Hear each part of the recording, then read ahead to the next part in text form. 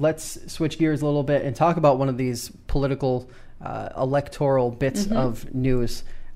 So does the accusation of domestic violence impact the race that Senator Tom O'Mara and I don't want to mispronounce her name, but the candidate's last name is Kirchgessner, I believe. We believe. Yeah. We were trying to sort out how to pronounce this. Her ex-wife provided some testimony to the Ithaca Times. That story is linked down below in the video description if you want to learn more about it and sort of read everything that was said. A couple days later, the campaign came out with a statement denying most of it, saying that it was a sort of a mutual issue that had been, both parties had called the police at different times. There were police reports actually discussed in the original reporting, and then as well in the follow-up reporting. It seems that we see things like this pop up more and more frequently now. People I feel like more comfortable with discussing these types of things in a public setting and when folks run for office. Your entire profile as a person, everything you've done is fair game. Now, given the fact that we don't really have or won't really have due process, so to speak, in this situation, or at least not timely enough before the election, I'm wondering what you think in terms of how this impacts her, impacts the race, impacts the district, etc. Well, I mean, this is an interesting topic because, I believe that Tom O'Mara on the merits should be challenged. I think that he has a lot of, and there's been a lot of news reporting about things that he has done while in office that have been detrimental or otherwise at least questionable to the district.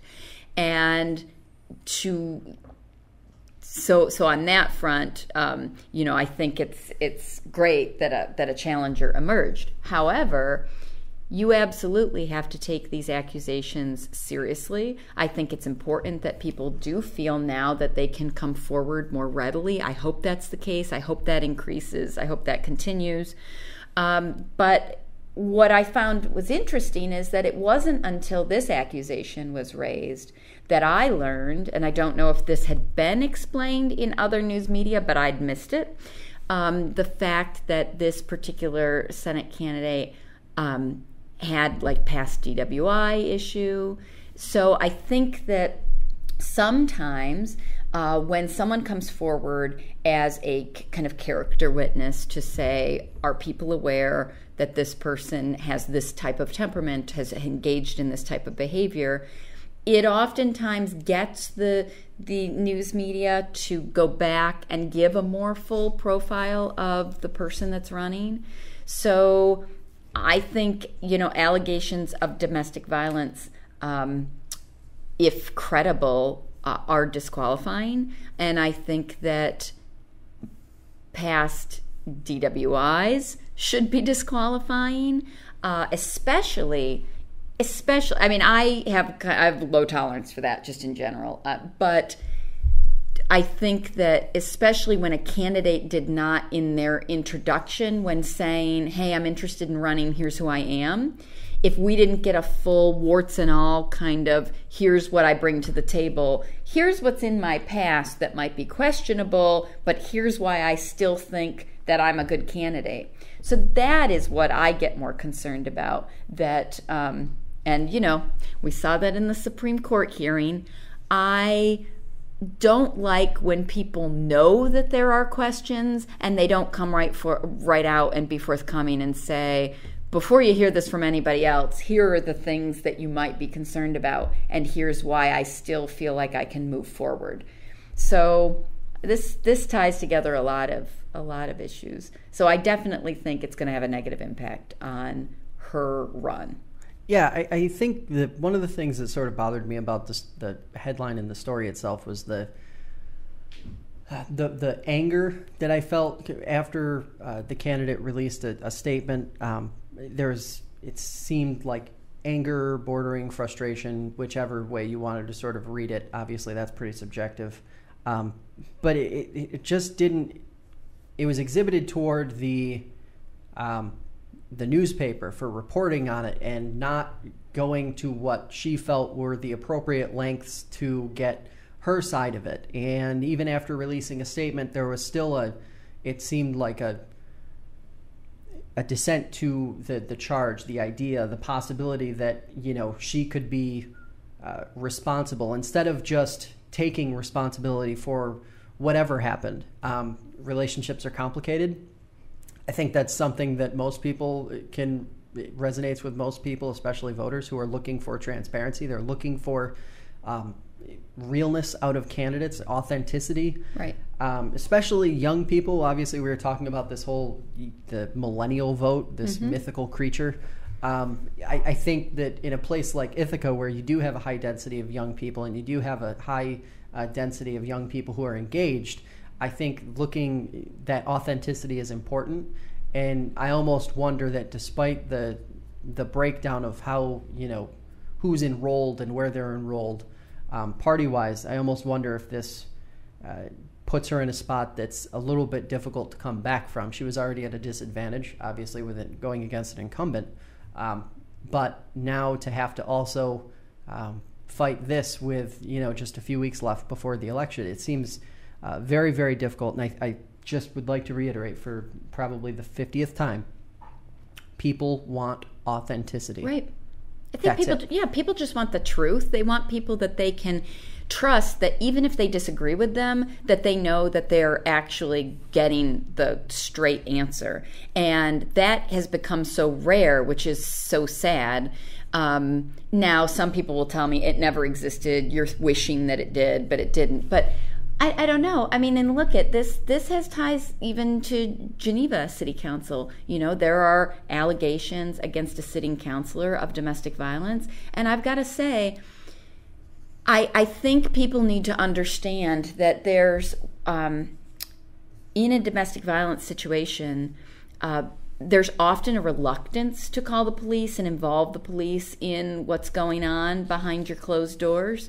I think that's especially true amongst same-sex couples. So I do think the fact that there are police records about these incidences, talking now just about the issue in Tom O'Mara's district, although, again, it has some import in terms of Geneva.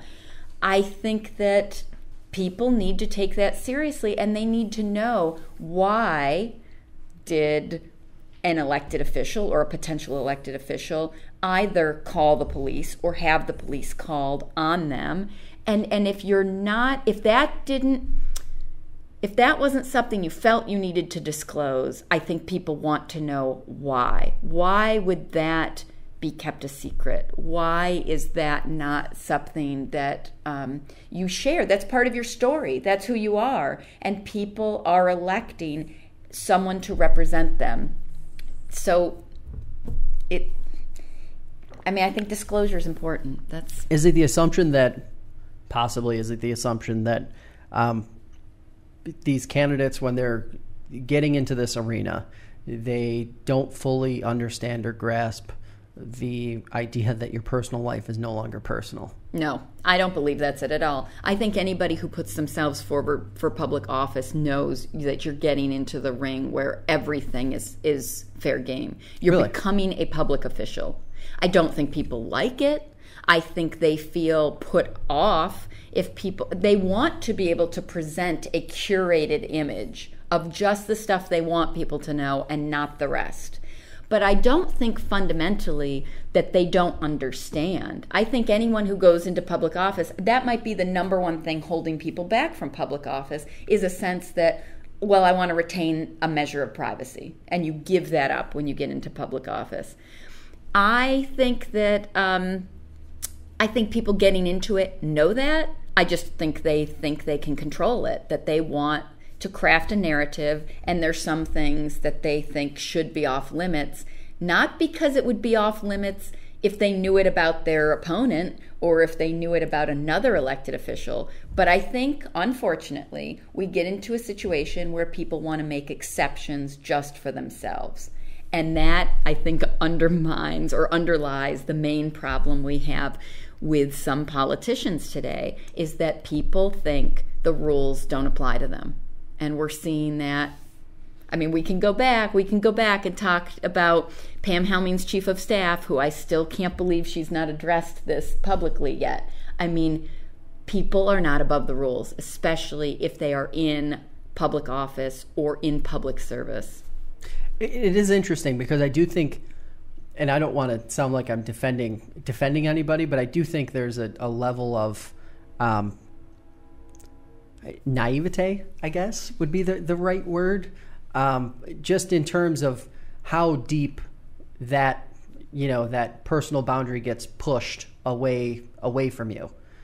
That sort of personal bubble that everybody's comfortable with and used to having around them gets pushed way, way out, and your circle is no longer what the circle was. And I think a lot of people who get into politics, especially if they aren't familiar with politics, I think you don't see it as much with the individuals who sort of rise through the ranks. They start as a board member, go to supervisor, right, and then working at the county level, and then they run for a state seat. But I always wonder about these people who are sort of grassroots oriented and sort of get involved because there's a lot of people telling them to. I wonder if they really think about and process how deep that really cuts and how deep the personal bubble gets pushed out and extended. Yeah, maybe not for the grassroots candidate, who I think, again, tends to be the exception as far as who's really getting into things. But I think, as you were talking, you just kind of, a light went on in my head that I think really what we're seeing is that a lot of people who tend to get into public office or who go for public office are of the group of people who are used to being protected, who are used to having their actions have, sorry, I'm distracted by the train, but the people who have their actions not bring about the same consequences all the time. So I think when you have people who feel like they're in a protected class moving into public office, then maybe the grassroots people say, oh, okay, maybe there are some boundaries, that there are certain things we don't talk about. Like, I know that guy's got a DWI, but no one said anything, so maybe we don't talk about personal lives.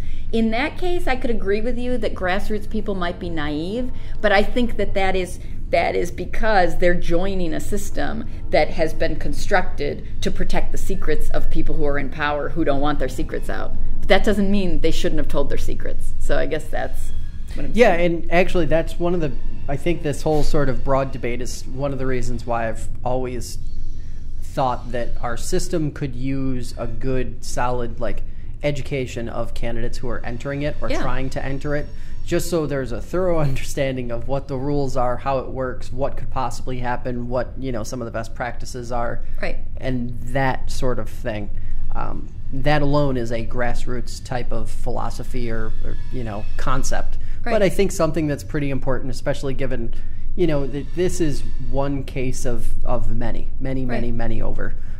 We see it at the hyper-local level. We see it on the national scene. You see it everywhere in between. Sorry, I don't mean to delay, but no, go right ahead. I think part of the problem also is that I think when we hear about stuff like this, sometimes what we say is, okay, I could never support somebody who participated in X, Y, Z, okay? And I think that perpetuates people keeping it hidden because they think, well, man, people aren't going to support me. But even though I have kind of like a zero tolerance DWI policy, because I find DWI to be one of the most offensive crimes in terms of disregard for your community and just putting everybody at risk and putting yourself above everybody else, I could see how candidates who maybe in their youth or in their past had some kind of DWI could still be candidates I might think I would be willing to support if they dealt with it in a particular way. If they said, hey, here's what happened, here were the circumstances, here's what I've done in the interim to make sure that doesn't happen again. I'd like to say that that's something I've left in the past and have moved on from. I think people could be forgiving in that way, and that might take some of the stigma off, although I do think there are things that are disqualifying. So I don't know. I think the bottom takeaway is personal responsibility, take ownership of whatever has happened in your life. And, if you really want to put yourself out there as a candidate, put the full version of yourself out there as a candidate and not the, 65 to 70% version of yourself, right? Yeah, because how you self-reflect and deal with an issue is just as important to getting a window into your character as somebody who's like totally squeaky clean, right? So I think that we need to see the real people before we vote. That's what we're looking for, real people. Yeah, real people. And more people, I think, also. Yeah.